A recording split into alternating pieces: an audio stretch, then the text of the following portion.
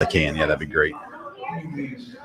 Welcome into the all-new Sports Stove Tailgate Show. We are live at Mad Mushroom Pizza in Richmond, Kentucky, right across the street from the University of Eastern Kentucky University. I got to get the U in the right spot there. But welcome in live to our audience on Facebook, YouTube, and Twitter. And come and join us right here at Mad Mushroom, where if you come in for the show, you're going to get 10% off your purchase. And looking forward to what's here. We've got the meats pizza ordered and some cheese sticks here as well. My kids are already chowing down on it. And so come on in and get yourself a pizza, some cheese sticks, and start your tailgate off right here at Mad Mushroom Pizza in Richmond, Kentucky. We've got a great show lined up for you today. We've got some great guests. The voice of the Colonels, Greg Stottlemyre, will join us here in just a minute. And then we've got Mother of Shane Burks, Anitria Burks, will be joining us. And then we've got some marching colonels coming in. Dr. Tim Wiggins and a few of the members of the band will be in here to talk about what they've got planned for this year. And then we're going to give you our picks for how the game is going to go today and do our best to predict it for you and get you ready. We were right last week. I told you, 82% sure that EKU was going to win last week. And sure enough, they came out on top. And great game, 7 overtime victory. Of course, today is the home opener against Charleston. Southern Buccaneers come to town for the first ever matchup against Eastern Kentucky. And we're ready to get this show on the road, get this home game going. And, of course, Coach Walt Wells back not only on the sideline wearing the headset, coaching the team again after being out for 2 weeks with a cardiac episode. Still not sure how he's back, but he is, and we're happy about that as well. We're going to go ahead and bring in our first guest of the day. It's a man that works nonstop around the university, and thankful to have him back on the program. He is the voice of the Colonels, Greg Stottlemyre. Greg, how you doing? Doing well, been busy, but wouldn't want to have it any other way. No other way. Home opener, finally here, but let's talk about that 7 overtime game last week and what it's like sitting up there calling it for, 4 hours? Yeah, we were on the air on radio for 5 hours and 32 minutes. Gracious. Because you have the 35-minute pregame and the postgame and not many breaks. But it was interesting because nice press box, unlike Eastern Michigan. But it was hermetically sealed outside of 2 windows at the very top to open. But there was no air conditioning in there. It was a hot day. So not only were we on the air for a long time, but it was burning up. Bacon. But, it sure made the drive home a lot easier with a win because wins and losses impact it. And, I counted up and went back, if you include the PAT that Nations had to hit to send it to overtime, EKU staved off. They were down to their final play. If they hadn't made the play 5 times, they would have lost. 5 times. 5 times. And, and then the drive that was 14 plays, 75 yards, took all 339, the last 339 of regulation. If you go back and look at that, they started with a negative play, and they had gone 19 plays, 26 yards, and 3 punts in the previous 3 drives. So when you start talking about the layers of how incredible that comeback was, it even amplifies itself. I don't think it was the greatest ending to an EKU football game in history. I still have to go back to the Jacksonville State game in 2011 when they were down like 28 points with 7 minutes to go. Came back, got ahead, and then had a goal line stand at the very end. But it was one of the top, 3 or 4 in EKU history. It's got to be up there. That game last year against Jacksonville State was pretty fun as well. How do you control your emotion, at least with the fact I talked with Coach Wells about this week. They tried the trick play to Drew Hart. There. It didn't work, of course, but it was a play where if they didn't work, it wasn't that big of a deal. They get another chance. It's easy to say now. Right? It is easy to say now, but my face, the reaction I had sitting on my couch, my kids had the same reaction, and they showed the faces in the crowd. They had the same reaction too. Coach Wells said, no, it was the right call. How do you control yourself in that when you disagree with something? If you did, I don't even know if you did disagree with it. Well, I was surprised by it. Yeah. But again, if it works, then it's the most incredible play you've ever played. It's Boise State against Oklahoma. Yeah. That's what it is. Yeah. I was surprised that they ran it to the short side, but that would gum it up. And they said, well, Drew can't run that far. So you got to give Bowling Green credit for sniffing it out because it was a handoff, another handoff, and then they hand off to Hart, and somebody was there to make the play. You do run out. It's kind of like at the end, you run out of plays that you've scripted for 2 minutes. Yeah, how many two-point conversion plays do you have? Yeah, so many big plays were made in that game, though. It was incredible. Who have you seen so far, the first 2 weeks, first 2 games of the season? Who have you seen so far that's stood out to you that maybe you weren't expecting to stand out? for EKU, Kentucky. Yeah. Oh boy, that's a tough one because everybody that's done really well, I expected. I saw major leaps and bounds difference in Willie Taylor from game 1 to game 2. And, I mean, he's a high-level talent. Started for 2 years at Washington State, didn't get going. I was trying to think if there was anybody else that's just jumped off the page. No, I had high expectations for the offense. So not really. I haven't seen anybody that's done anything beyond what I expected. I think they've got to, obviously, and Walt Wells has said this, it's a work in progress in the secondary. And so we'll see what happens there. I mean, they've got to come on. And there's holes in that secondary that they've got holes in the passing game that other teams can exploit that they've got to stop. They got to figure it out, don't they? And I know that's an area we were concerned about coming into the season was the defensive backs. There's just a lot of new faces, a lot of inexperience back there. And the question is kind of how are they going to step up, especially losing, an All-American like they did this year and late in the spring. They lost him. So, but they're working on it. Let me go back to one of your questions. Yeah. I do think that I've seen more from Keandre McClure, the number 2 running back. I mean, not that I have supreme confidence that we've got like – you go back in the history of EKU and the running backs, you better be NFL level to even be in the conversation for a great running. I think Braden Sloan has a chance to come out of here as one of the top 10 running backs in EKU history. Yeah. But the running game has not been strong for a long time, and I think Keandre has shown improvement that we've got a better 1-2 punch. And as long as Parker keeps humming in the passing game with all the weapons he has, sooner or later the running game is going to get better and better because of that. And as you probably Walt told you, and he's told me, and he said on our Facebook Live show this week, he wants more strain. And what that means is just continued plays for the running backs. They'll go down on first contact, strain your blocks a little longer. He needs more of that on the offense. Yeah, we've seen a lot of rotation in that offensive line. We knew it was going to happen. Last week, it seemed like the one guard and the one tackle spot subbed out pretty regularly. We ended up seeing 8 total offensive linemen just for a play where the center had to run out real quick because a helmet came off. But do you expect to continue to see that rotation? I think so. I mean, they've always worked it. So Schroeder can play guard or center. Watkins play guard or center. Ferris can go guard, center. Napier's getting some more playing time, and then Ezerim is pushing hard a little bit over there. So you're 2 deep at right tackle. Calvert, if he stays healthy, is there. The guy that's lost some playing time just because of the ability to go guard, center, and all over is John Stone. But he's still, if you're saying he's a number 3 guard, you're pretty good at guard. You're pretty good at guard, and you should be good. Now, they gave up 6 sacks, but it doesn't bother me as much as normal, but 6 sacks is too many. The team they're playing today hadn't given up one, so we'll wait and see what happens. They've got to protect Parker. Parker should have a big day, but we'll see. You never know. I mean, there's going to be that potential letdown, but I don't think so today with the home opener and everything. Well, let's talk about that. Charleston Southern comes to town. Of course, there's a few things. Last week, Wells was on the sideline but wasn't coaching. This week, he is coaching. Now, he was coaching some on the sideline. Yeah, but he's back to full force this week. So you got that motivation. You got the home opener, which is always motivation as well. And you got a team that's coming off a big win. The question is do you have a letdown off that big win, or do you come in with the same energy or even more energy coming into this week? How have you seen the team? What are you expecting out of the team today? I think it'll be same old, same old. I think they won't have a letdown, but I don't think their energy will spike anymore. You just got to jump out on this team. I mean, they've given up tons of points. But their defense has the 6 graduate students on their 2 deep. It's the offense that's very young. Their quarterback over the last 3 years transferred to North Carolina State. Again, one of those guys that come to us, come play for the Power 5, and then he's an insurance policy. Yeah. And, I mean, thank goodness that Parker McKinney didn't see it that way. Right. Because he could have. So I think they'll have a chance, but the offense is dangerous. Charleston Southern's offense has put up some yards, especially against a good Western Carolina team. It's the offensive coordinator is an old EKU player and assistant coach.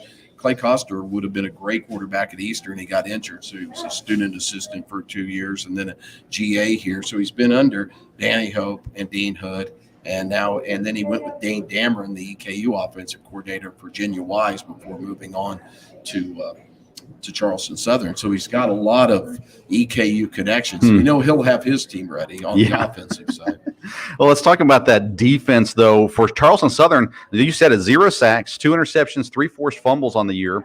Of course, they played NC State, so they got walloped there, but you can live with that. They lost 38-52 to Western Carolina as well. So they come in, and this defense for EKU, you're talking about that offense for Charleston Southern, this EKU defense has had a hard time keeping points off the board so far. Yeah, but it hasn't seemed like they've hasn't looked bad. 40. Yeah, because maybe that's because of the offense. I think the defense is better than the numbers. Yeah, but I don't think it's a defense that's quite yet at championship level.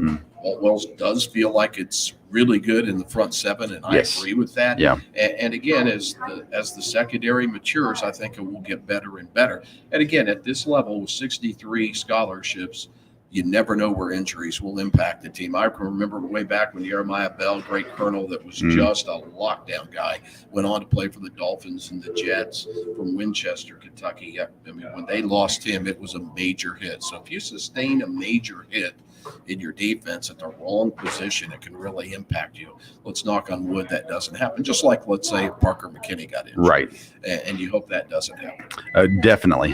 Definitely hope that doesn't happen. All right, so you're getting ready to make the climb, 7 stories high or 9 stories high, however high it is. They say it's 83 feet. It is 9 stories. Yeah. And I try to do it without stopping. That's my goal. It's just, what kills me about the climb is you come in there and then the radio crew from the other team, oh, this is horrible. I'm like, you make it once a year. Yeah. yeah. You have to do it at least 6 times a year for 30 years. 5 or 6 for 44. Yeah. So I don't want to hear it. I don't want to hear it. I felt bad until I saw the clock guys come up next to me and sit down. They were a few years older than me. I thought, okay, I need to stop complaining about this. It's a good workout. It is a good workout. It's an exciting time though. Well's back. I mean, I can't explain it. They called it a cardiac episode. It's a heart attack. Yeah. He has been now public about it. The university was careful in respect for his family, and they called it a cardiac episode. And he came public the day before, 2 days before the game against Bowling Green. Yeah. It was a massive heart attack in the Widowmaker. It was a Widowmaker, 99% blockage, had 2 stents put in, had to re-put them in. He was basically asleep until Tuesday. Yeah. And he said he woke up and by Thursday he was out. He watched the game, and then then last week he had a checkup on Friday, and then drove up and joined the team at the team hotel Friday. And he was outside the coaching box for the technical area, which is between the 25 and 25. Every so often, when I had a chance to glance down from the press box, he's kind of up along the sidelines, and the referee and the officials were pretty good to let him, I guess, have some input. Yeah. And he's doing well. He did tell me, he said, I got about an hour's sleep on the way home from the Bowling Green game. He said, I was really tired Sunday and Monday. And I've noticed him kind of more laid back, that kind of thing. And he has to kind of control it. And he better listen to his wife, because she should be the boss on this. She's working hard at it. I know that. We were talking about his diet the other day. I don't know how she's keeping an eye on him and stuff like that, because the team's getting fed well, and here he sits starving. But it's good to have him back. And again, I'm surprised by it. Happy for him, and I hope he's doing well. Hope he stays doing well, as he's an important piece to this team for sure. I mean, you've been around, like you said, for 44 years doing this. And you've been through all the coaches that have come through, and it seems like what Walt Wells has put back into this program, because I grew up in Murfreesboro, Tennessee, or MTSU, and so when I was a kid, I knew about EKU from that rivalry. Boots versus Roy. Yes, but it seems like the energy that's in Richmond right now, the energy that's on campus, it's spreading, and I think some of that's with AD Roan's done a good job with this too, but it's spreading throughout the program, and it seems like this football program's headed right to where it needs to be. Yeah, it really has. He's done a good job of embracing the past and getting the ex-players back and just kind of driving the ship the right way. Do you step on a few toes? Of course you do, but success breeds, results breed success. And the spring games the last 2 years have been more lively and more of a fan event than I've seen ever. And so he's got it in the right direction. You got to keep winning. And this schedule, it's gotten tougher, because play to, no matter what level they are, you play 2 FBS MAC schools, and then you go to this game, which you should win, And then after that, Southeast Missouri and Austin Peay are right there at the level of the top 25 in the nation. You got Kennesaw State ahead, Jacksonville State, Sam Houston State. I mean, if you put a record of 7-4 better on the slate this year, you've done a real good job against the schedule. There's no easy games. I mean, this one in Southern Utah, if you were going to say once, we have to win them because they should be won. You got to go play them. Yeah. These are the only two. I think North Alabama's better. I mean, they're going to be good. So this is a really tough schedule. Maybe one of the toughest EKU's ever played, even though they don't have, like next year will be Cincinnati and Kentucky. Yeah. That's a whole new level as far as going up to the FBS. Yeah. So that factors in when you start talking schedule. But you got to build to it, right? And that's what they're doing, building towards the FCS themselves at some point down the road. FBS, sorry. Yeah, that's the plan down the road. Well, Greg, I know you're incredibly busy. I know it's game day. I really appreciate you coming and chatting with us today. Have fun today. I'll be up there next to you, a few seats down from you. All right. But have a good day today, and let's go Colonels. Yeah, thanks for inviting me. You do a great job keeping up. I eavesdropped on everything you had on the position coaches. Got some good stuff from you. So good. I steal info from you. Hey, that's fine. Thanks. I can live with that. I appreciate it. Thanks, Greg. All right, that's Greg Stoudemire, voice of the Colonels, and calling, of course, the home opener today against Charleston Southern. Where can we find that at? It's 100.7 FM, and then the internet streams are at WCYOFM.com, and then you can go to the EKU website, EKUsports.com. The schedule page is the best place to find the link. So, nowadays it can go worldwide with the internet, which is good. And then, of course, we do the right thing, I think, and we level down our radio broadcast a little less descriptive because we simulcast with ESPN Plus. So we try to be very fair to the other team, not be one-sided. Yeah. And so I'm kind of doing the multitask for the television stream, the radio, and the internet stream. Yeah, it's everywhere you can get it. All right, thank you, Greg. We really appreciate it. We're going to take a quick second to talk about our Pest of the Week. Pest of the Week is presented by IPM Pest and Termites, Central Kentucky's neighborhood pest professionals servicing Madison County and all surrounding areas. You find more information at myipm.com. Our Pest of the Week this week is Charleston Southern Buccaneers, coming in at 0-2. They're 12-16 in recent years, and they got never played Eastern Kentucky before. So first time coming in here. Their two losses this season were Western Carolina. They lost 38-52, and NC State. They lost 3-55. Ross Malmgren is their quarterback, 503 yards, 59.8% completion percentage, 5 touchdowns, 2 interceptions. They got 2 receivers over 100 yards this season. Seth Anderson, 13 catches, 171 yards, 2 touchdowns. And Caden Jordan, 6 catches, 100 yards. The running back TJ Ruff has only 13 carries for 62 yards. But he's got 9 catches for 99 yards and 1 touchdown. Their defense, 0 sacks, 2 interceptions, 3 forced fumbles, and 3 recovered fumbles as well. They are a team that can put up some points today. You heard Greg Stoudemire say this is a game that EKU should win. We'll get to our picks here at the end of the episode as well. All right, at this time, we're going to bring in our next guest, Anitria. Sorry, I didn't give her much of a warning.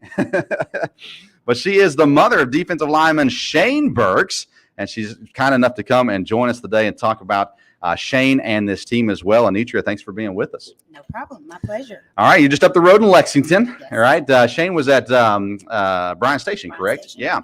Yep. So not too far, but he's been now at EKU for, this is 6th season? This is sixth season. Yeah. Yes, so we are definitely veterans. Yeah, definitely veterans. Let's start talking about Shane. Shane, now I know his nickname is Bear, or at least that's.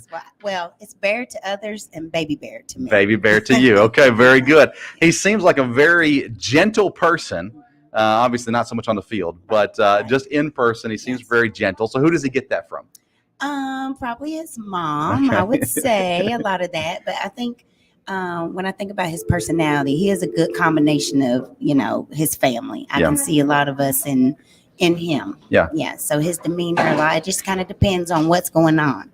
So when it's just, I feel like in the community neighborhood, Shane has that. I'm a school counselor by trade. Okay. And so we're just about people. Yeah. And he's very much about others. So I think that very much. But when he's on the football field, there's time to grind. I think Big Shane comes in. Yeah, for sure. Well, how far have you seen him come from his first year at EKU to where he is now? Oh, wow. Night and day.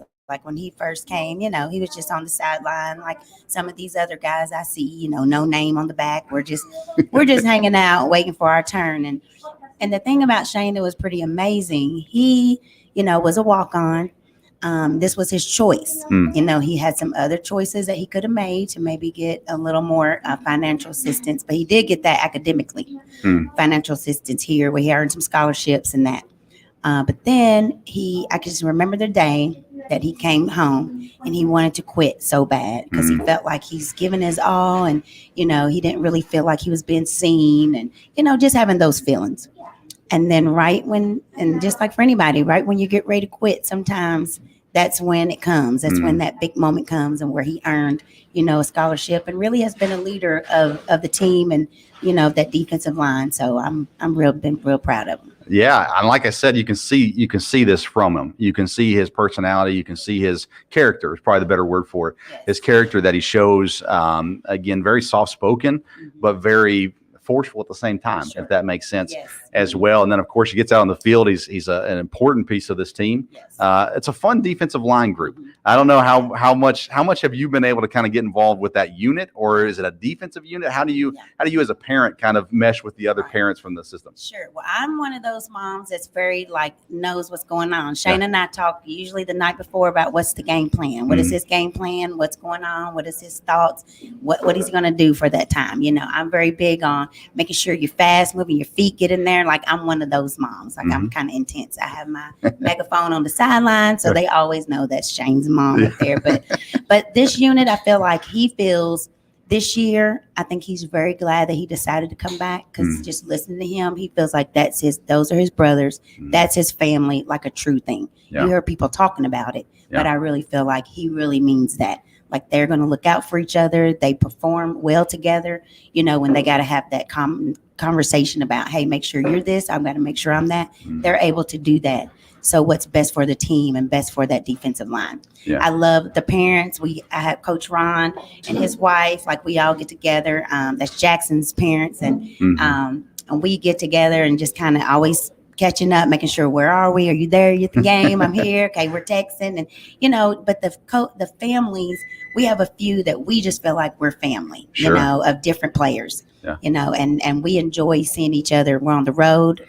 I've not missed a game, home or away. So, and we just have a whole thing, and it's been a very great experience. Very great. The university seems to do a good job, especially the athletic department does a great job of bringing everybody in, it seems like. And again, I'm an outsider looking in, but it's from what I've picked up and perceived, it's just, man, they've done a great job of including everybody, making sure everyone is family. They treat them like family as well. Let's talk about Coach Wells, because Shane was here before Coach Wells. Yes, he was. So he's the senior on this team, even to Coach Wells. But Coach Wells has come in, and we were just talking about with Greg, the atmosphere around the team seems so good. And so positive.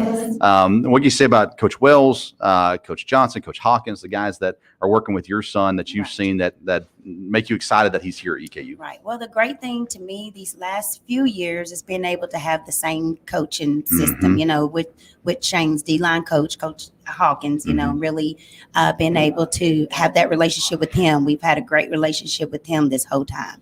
When you think about head coaches, for me, they seem so kind of, it's like there's the coaches and like here are the parents, especially when you get to the collegiate level, which this is my first experience, but I never really would feel like they're so touchable, to us. That's been our experience. And I cannot say enough great things about the coaching staff that I've been able to get to know, but also the respect that I have for Coach Wells. As Shane calls him, he's a player's coach, and he'll often speak to him as that. He's concerned about his players, them growing as men. And I mean, Coach Wells to us and my family, with my mom, she hasn't missed a game hardly either. And if she has, it's a circumstance. But we both feel that he's so personal and like he's a part of our family, and when he had his, medical concern, like it was a tear at our hearts. Like we felt that. And then to see him last week on the sideline or just be there was great for us. We were so excited. We hugged. I was like, I'm going to gently hug you, But we really value him. And just the relationship for me, anyone that has that commitment relationship and not to dismiss any other parents' children. Yeah. But when I think about my son and what you're pouring into him as a man, I have only much respect for you, and I appreciate it greatly. So I really value Coach Wells and the other men that have poured into Shane during this time. I've been impressed with what I've seen, especially with the carryovers, the guys that were here before Coach Wells got here. Yes. It seems like the staff has done a really good job with those guys, and the relationship seems to be very strong with those guys as well. And it's, I've been out there at practice to watch, and Coach Wells isn't easy on them, and neither are the other coaches. They're not easy on them. He's like, "What are you doing?" And some other words can come out. That's like the big thing. That look. I think they have a whole meme like. But he's not easy on them. But there's a difference when you have people will work harder for you when they know that you really care and value them and respect them as young men or just as a person. Yeah. So just people, we can, and we'll do more when we know that you truly care about me and you respect me. Yeah. Regardless of the level. And I feel like Coach Wells did a great job coming in and making that happen. For, like you said, for Shane and some of the other guys to be there before. And I really feel like that's why you have Tucker, Schroeder. I feel like that's why Dak. Those guys, I feel like that's why they came back. It was a whole lot to do with Coach Wells and that relationship piece. Yeah, they can love football, but they had that relationship. And I think that really made the difference. It did for Shane, for sure. Yeah. And I want to just hit one more thing with Coach Hawkins. Sure. We've had him on the show a couple times, and he's always a great conversation. And, I know his wife's involved in football as well and other things too. And they just seem so incredibly intense. And I think the future for Coach Hawkins is really bright. Yes, I think and so what's too. ahead for him. So, you've dealt with him. Your son's dealt with him as well. Yes. Any other comments on him as far as what you think his future might hold? Yeah. That's the thing for Coach Hawkins. I'm always proud when I kind of see him doing things, having opportunities to go kind of different level stuff that he's kind of shared, on social media.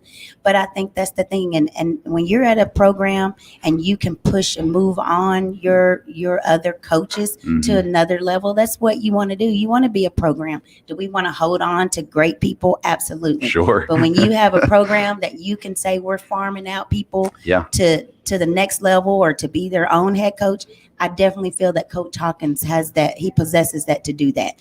And that goes back to the program that you're going to run, that they run at EKU. And so I think he definitely will be, I'll be watching. I'm glad this year he's still around. Yes. Shane's here. But I know, sure, and I'm going to keep following him, his wife. And so, happy for them and everything that she does.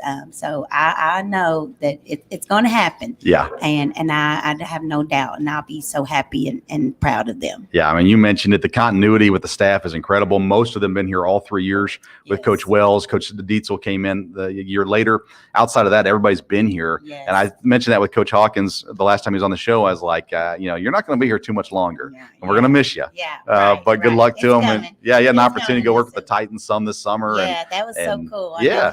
He loved that. And just having that opportunity, so I feel that, like I said, before, when you get to have people on your staff that you can help support and reach another level, then that's what it's about. Yeah. That really is when you have that in you that you want to do. Some people maybe just want to be where they are or whatever, and that's fine. Yeah. But when you have those aspirations to go on, hey, I'm going to be happy for him. Just glad, Coach Hawkins, it wasn't this year. That's so right. We'll see you. We'll be looking. All right. So last year for Shane, what's the goal? I know the big team goal is championship and all that kind of stuff. So when you're talking with Shane and even with yourself, let's talk about today's game. Charleston Southern, first home game of the season. Yes. Coach Wells is back in full force. Yes. What's the feeling today? I think it's so exciting. My mom and I was like, I'm excited for the day. Yeah. There's a little bit, I'm not even going to be out there. I have no uniform, no pads or nothing, but I'll have that sense of, kind of nervousness and everything.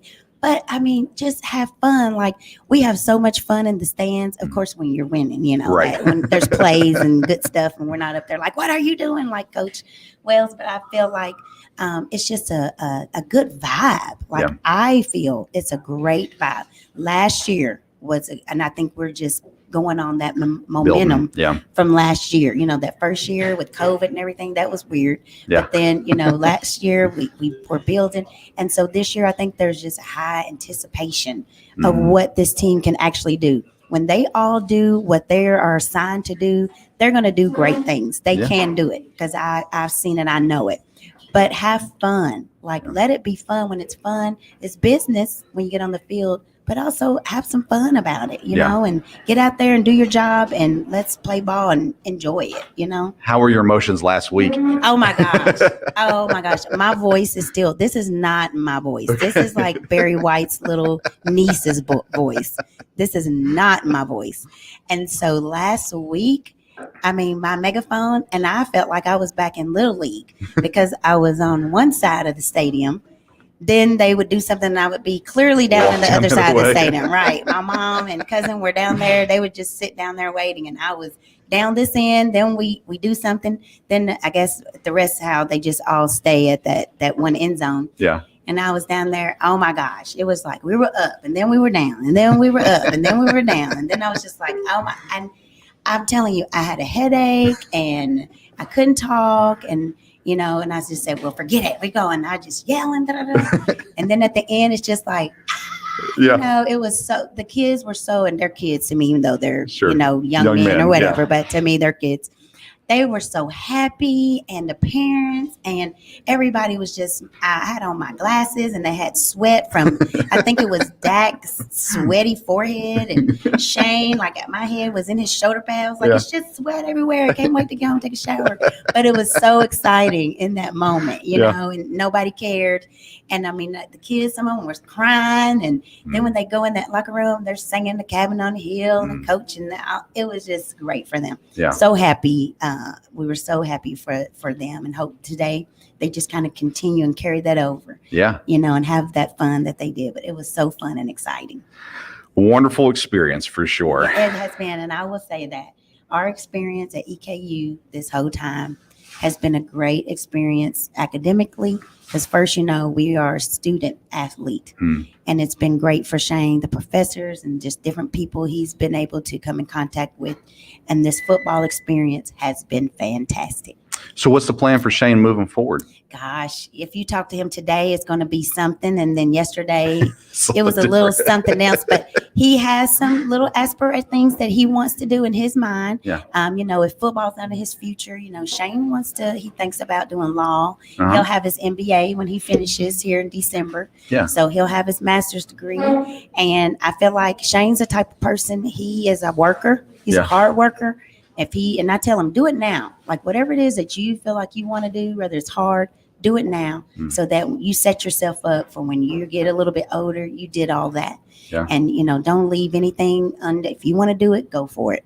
And that's just my thing to him. So we'll see where he ends up. I'm excited for him. I think whatever it is, I'm going to be his biggest number one fan, his number one cheerleader for sure. Well, I don't know him well, but I can say from what I know of him, he seems like an absolutely great person. And I know a lot of that has to do with you. We appreciate you coming on the show and talking with us today. Absolutely. And you're welcome. And we're going to try to have a parent on each episode and try to get a different perspective as well. So she's Anitra Burks' mother, Shane Burks.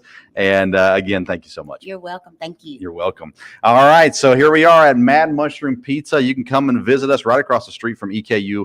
And if you come in for the show, we'll do these each home game. We'll have a live show here at noon to 1 on each home game. And so you can come. And if you come in for the show, Mad Mushroom is going to give you 10% off your purchase as well. And so you can come in, try out the pizza of the month, get you some cheese sticks. There's plenty of things here for you. They offer adult beverages, so you can come in, get your pre-tailgate on, and then get your other tailgate on afterwards as well. But come and join us each home game here at Mad Mushroom Pizza.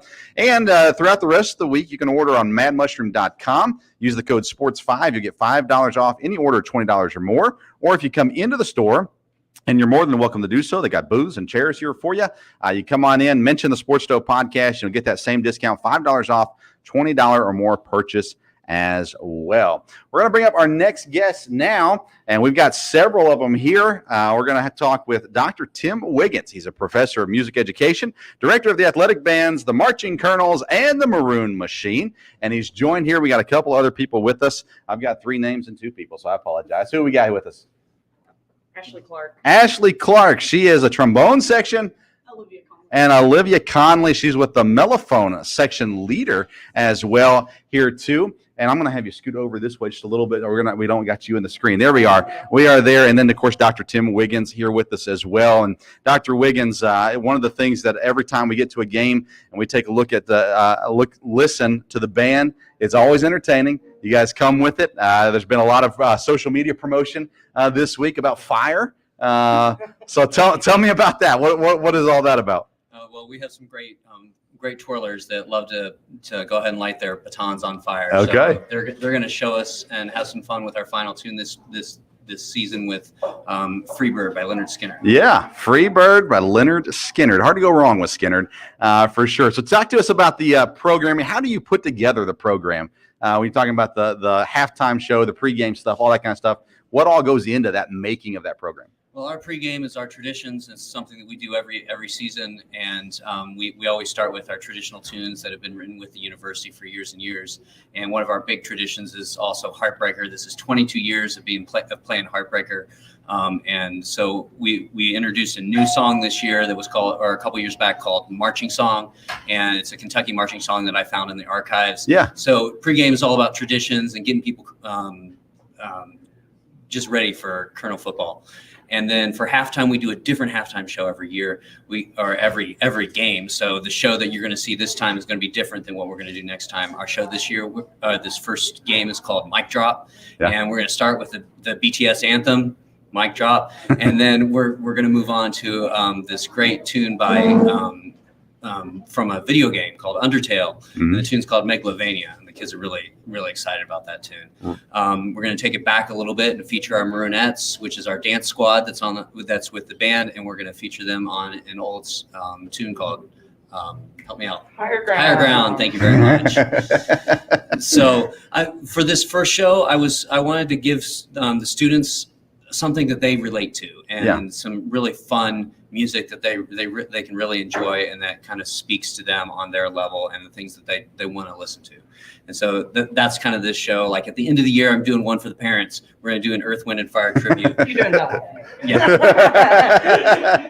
For the old souls, whether it be, and I was going to ask that, like the older you get, not that you're old, the older that you get, how hard is it to kind of make sure that we're sticking to the current age group? Because you got old people, mature people, and younger people in the crowd as well. So you got to kind of appease everybody, right? Yeah. So with each show, we try to mix it up a little bit and try to do that. I keep listening to what's current, and I get feedback from my leadership team, my student leadership team each year as to what they want to see in a show.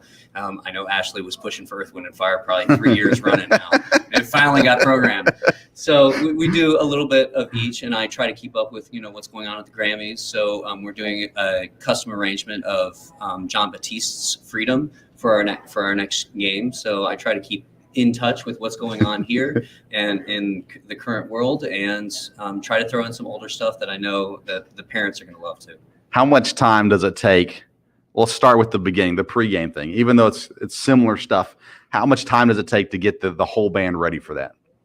Well, we started August 7th. Yeah.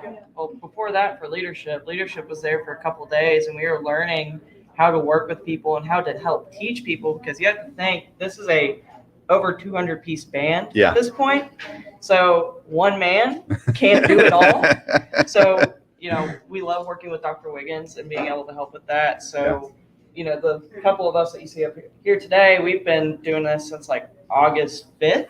Okay. And then August 7th, we invite all of the marching colonels to move in on campus. And from there, we hit the ground running with music and then learning how to march. Mm-hmm. So that's a lot of fun. And after that, we are on the field for 6 hours a week, 3 days. And sometimes we do things outside of that. Mm-hmm. So it takes a lot of time and a lot of perseverance from the students and Dr. Wiggins and the staff as well, just to get all of that working.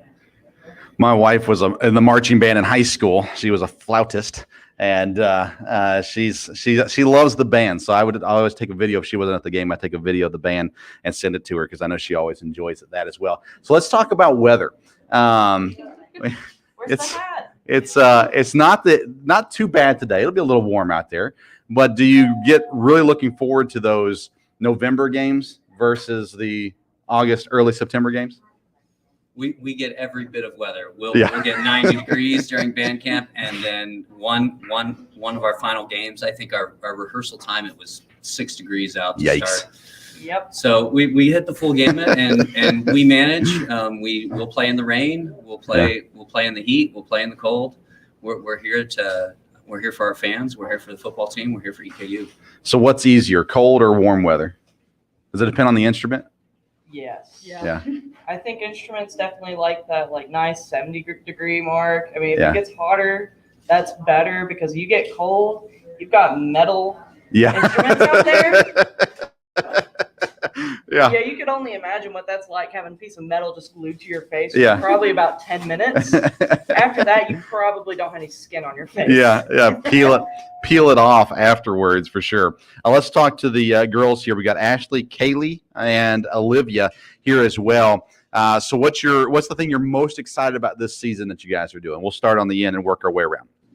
So this year is my first year being a co-section leader for the trumpets. Mhm. And I'm very excited to I've learned so much from Dr. Wiggins and the other leadership. I'm really excited to take that knowledge and take it outside of college when I get my own job and lead my own marching band. And we have almost 30 trumpets this year. So that's super exciting. It's a lot of work, but it's super exciting. And I've never been in a trumpet section that's that big before. Okay. So this is a completely new experience. New I experience. love it. Yeah, new experience. Great. Kind of alongside Kaylee, I came from a really tiny 50-person band. So this year we have almost maybe a little more than 200 people, and we have 17 people in my section, which I've never heard of. Ever. It's just so exciting. Now, So big. So you've got the mellophone, right? Yes. So I have to apologize. I don't know what a mellophone is. So do you know what a French horn is? Yes. Okay, so it's like the marching version of a French horn. Okay. It's like a big trumpet. Yeah, it's more American. No, I'm just kidding.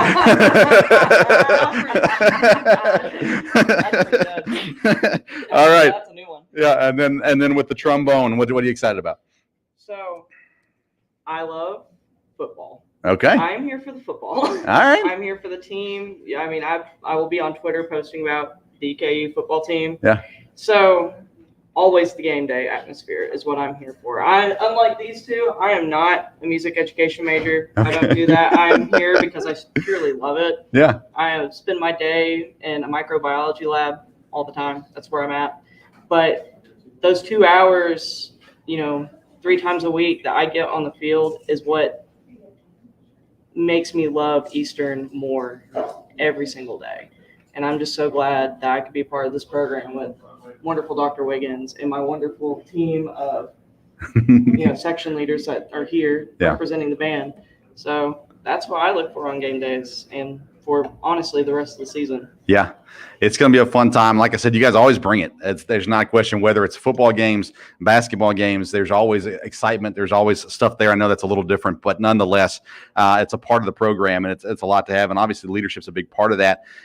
Dr. Wiggins, how long have you been doing this at EKU? Eddie, this is my 7th year. Seventh year. In 2016. Okay. And tell me about the university on your end of things, how they're supportive, how they help you out, how much, if you appreciate the university. I probably should have asked this before we got on air, but it just seems like the university does such a great job of supporting the programs that it has. Yeah, absolutely. The university is doing an absolutely amazing job helping support us and has helped this band transform and grow up in a lot of ways.